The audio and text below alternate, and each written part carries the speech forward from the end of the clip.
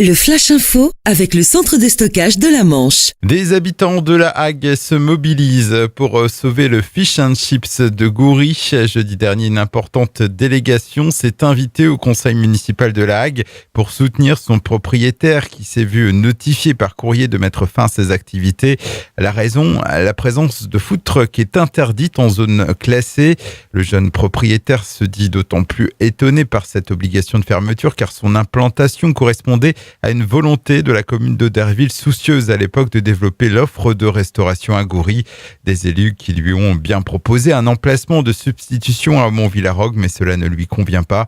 En attendant de trouver une solution, il a décidé de laisser sur place son camion sans toutefois l'exploiter commercialement. Beaucoup de monde hier dimanche à Sainte-Mère-Église pour les commémorations du 75e anniversaire du débarquement. Des dizaines de milliers de personnes étaient présentes pour les traditionnels parachutages sur le site de la Fière. Environ 1300 parachutistes ont participé à l'événement. À noter que l'un d'entre eux s'est blessé. Son parachute ne s'est pas ouvert correctement. Il a descendu trop rapidement.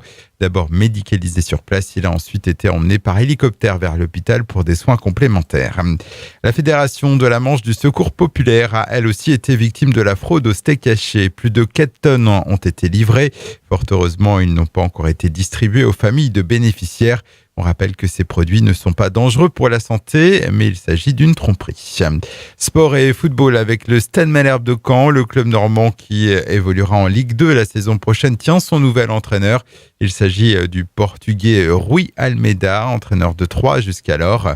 Passé également par le SC Bastia, le coach de 49 ans a mené l'Estac sur la 3e marche du podium de Ligue 2 cette saison. Et puis en voile, c'est parti pour la seconde étape de la 50e édition de la Solitaire du Figaro. Après une première manche remportée jeudi par Johanna Richomme à Kinsale, la flotte s'est élancée hier soir des côtes irlandaises, cap sur Roscoff.